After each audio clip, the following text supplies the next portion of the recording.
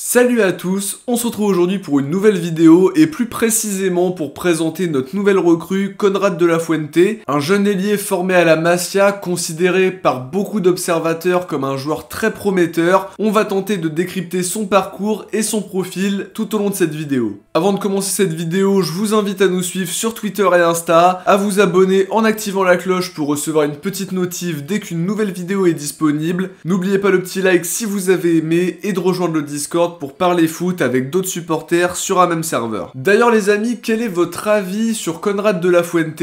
Pensez-vous que c'est un bon recrutement, qu'il peut exploser à l'OM, ou alors avez-vous des doutes sur sa capacité à s'imposer au club? Je vous attends dans les commentaires. Pour commencer directement dans le vif du sujet, Konrad de la Fuente est né le 16 juillet 2001 à Miami. C'est d'ailleurs dès ses premières années en Floride qu'il va faire ses premiers pas dans le football. À l'âge de 10 ans, il quitte les États-Unis pour rejoindre l'Espagne après la mutation de son père. À ce moment-là, ses parents, convaincus de son talent, vont l'inscrire à l'Académie Marseille de Barcelone. Il en profitera pour évoluer avec le CE Techno Football, l'équipe la plus importante de l'Académie jusqu'en 2012. Cette année-là, il rejoint le club formateur du CF Dame avec qui il va continuer de se développer. En 2013, il va intégrer le centre de formation du Barça. Il rejoint dans un premier temps l'Infantil B du club catalan, puis progressivement la Juvénile B, la Juvénile A, et fait ses débuts avec les U16 des États-Unis avec qui il a joué 11 matchs pour 5 buts.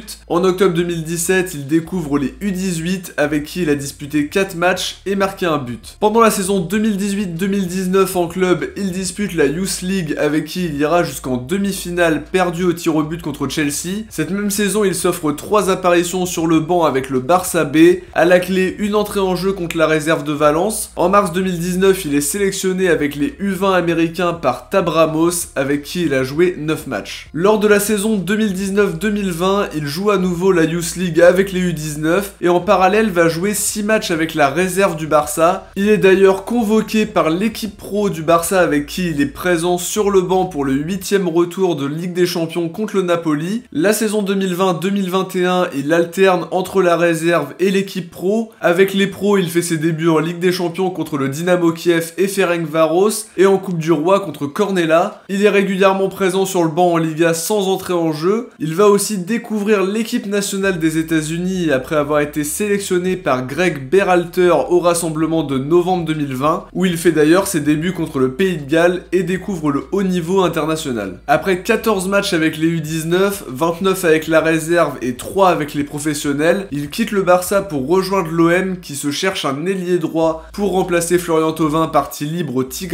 L'objectif étant de lancer véritablement sa carrière, ce qui aurait évidemment été très compliqué à Barcelone au vu de la concurrence. Les médias évoquent un transfert à 3,5 ou 4 millions d'euros, un contrat de 4 ans et avec a priori un pourcentage à la revente assez élevé pour son club formateur. On passe maintenant à son profil. C'est un ailier polyvalent qui peut jouer sur l'aile droite comme sur l'aile gauche. Je pense qu'il vient à l'OM principalement pour évoluer sur l'aile droite là où il est le plus à l'aise. Pour ses qualités, il est très rapide, il a une technique très intéressante, une capacité de percussion remarquable. En termes de dribble, il est aussi très à l'aise, il aime aller provoquer ses adversaires pour les éliminer. Autre chose intéressante, il est gaucher mais est aussi efficace sur son pied droit. Il semble aussi intéressant sur les centres en retrait même s'il est peut-être perfectible sur les centres aériens. Sa vision du jeu semble globalement intéressante, mais là où il est surtout très bon, c'est dans sa capacité à dynamiter offensivement parlant. C'est le genre de joueur qui à mon sens peut débloquer un match par sa facilité technique et sa vivacité. Certains spécialistes du Barça comme Tresty Rodrigo évoquent quelques carences en termes de repli défensif, ce qui est malgré tout assez commun chez les jeunes joueurs qui font de grandes différences offensives à qui on demande d'être un petit peu insouciant pour vraiment faire ces différences-là. Dans la finition, je pense qu'il est aussi perfectible, même s'il a inscrit 13 buts en 46 matchs depuis le début de sa carrière. Je pense qu'il peut faire de gros progrès dans cet aspect du jeu, même si ce n'est pas rédhibitoire non plus. On va maintenant s'intéresser à ce qu'il peut apporter à l'OM. Évidemment, l'idéal serait que Sampaoli joue dans un 4-3-3 pour utiliser pleinement son potentiel offensif de percussion. La place qu'il pourrait avoir dans un 5-3-2 serait de jouer en piston droit ou en piston gauche, qui ne me paraît pas être l'idéal puisque, on l'a dit, il a des carences sur le repli défensif et on en a besoin dans ce genre de système. C'est un joueur considéré par beaucoup d'observateurs comme étant le meilleur joueur de la Masia. Il faut dire qu'être formé à la Masia te donne souvent une plutôt bonne réputation. Ça a été le cas évidemment pour Messi, pour Boyan ou Giovanni Dos Santos à l'époque qui ont bénéficié de cette formation. Récemment, on a eu les exemples de Mingueza ou d'Ansu Fati qui ont rapidement su faire de bonnes choses avec les pros. Comme le disait Tracy Rodrigo, le fait de venir de 3ème div espagnol ne veut pas dire non plus que la marche sera infranchissable pour briller en Ligue 1. Les qualités du joueur sont là, le salaire ne sera pas forcément hyper élevé, l'indemnité de transfert est raisonnable, donc on peut dire il n'y a pas de réel risque à recruter ce genre de joueur. C'est des paris à tenter, s'il se montre à son avantage, c'est tout bénef pour nous, s'il se montre pas à son avantage au contraire, on n'aura pas perdu énormément d'argent et le joueur aura toujours une cote plutôt satisfaisante. Autre intérêt, le joueur a récemment connu sa première sélection avec Léa des États-Unis à seulement 19 ans, ce qui montre que le joueur a des qualités certaines. Pour ceux qui seraient inquiets, il ne prendra pas une place d'extra-communautaire, il a un passeport européen puisqu'il a la nationalité espagnole. Je me répète souvent quand je fais la présentation de jeunes joueurs, l'adaptation prendra forcément un petit peu de temps sachant qu'il vient de 3ème division, faut qu'il s'adapte au championnat, etc.